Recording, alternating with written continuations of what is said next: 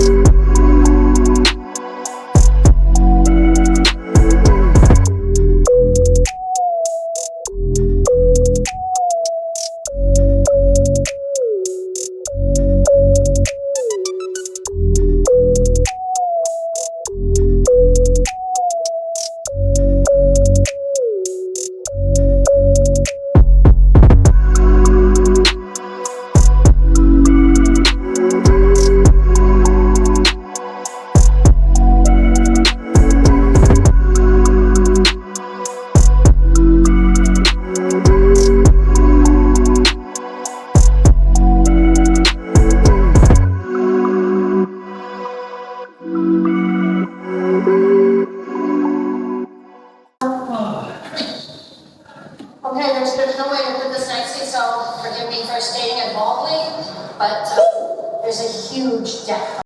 All right, 1 hour and 4 seconds. We were able to row for 13,298 meters, and our average per 500 meter split was 215.6.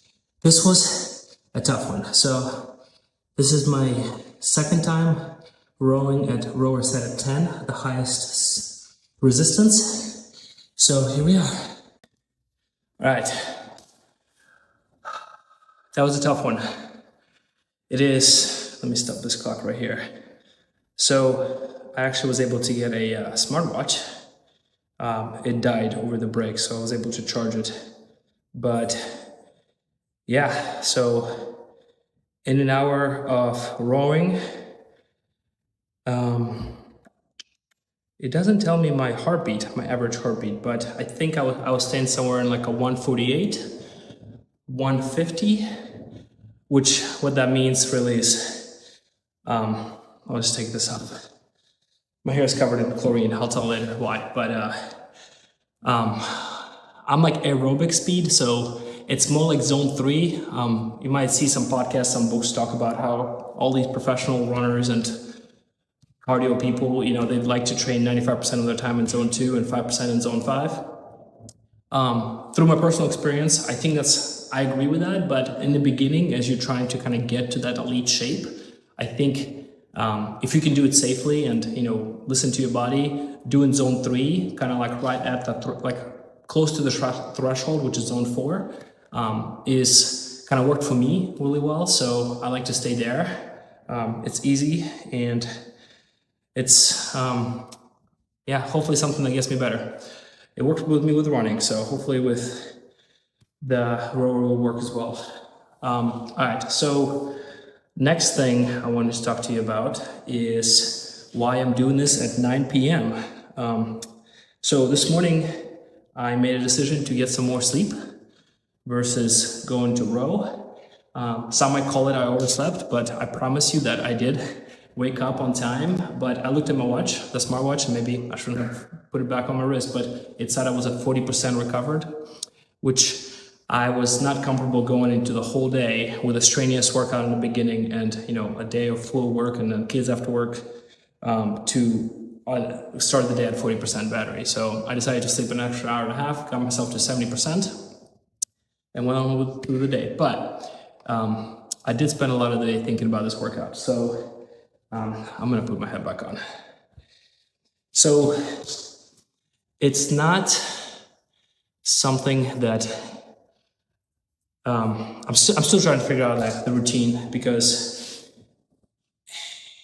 ideally I want to do it in the morning because that is guaranteed time where the kids are sleeping, everyone's sleeping. I have my own hour to do whatever I need to do, but you cannot compromise on sleep. Sleep is very, very important, especially if you're doing physical exercise. You need to recover. Longevity-wise, you living long and healthy life, you need sleep. It is tough to come by when you're a parent. I'm sure some of you who are watching know. For example, last night I woke up one time for about 45 minutes to feed a little one, around 1 a.m. or so. But you got to get as much sleep as you can, as when you can, and also, you know, been doing some research to optimize your sleep, right? So so let's say I'm not gonna get 8 or 7 hours that night. How can I, in the 6 hours that I have, for example, get as much possible rest as possible? And through my experience, I'm not an expert, but, you know, taking magnesium before going to bed to calm your body down, really reducing your screen time, like put your phone like across the room,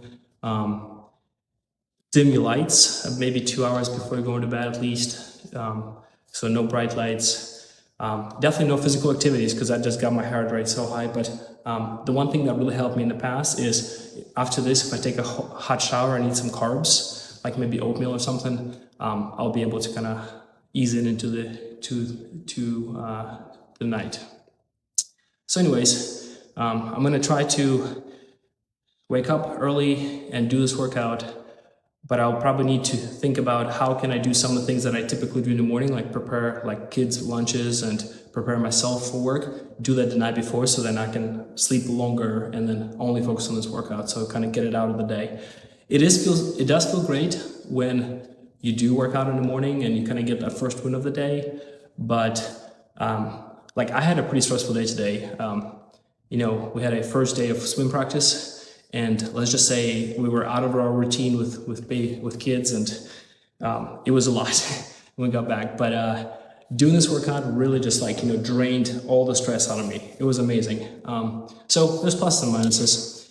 You kind of have to figure out what works for you. I talked about sleep. Don't sacrifice your sleep. I know in your 20s, early 30s, sleep is just something that holds you back from being very productive, but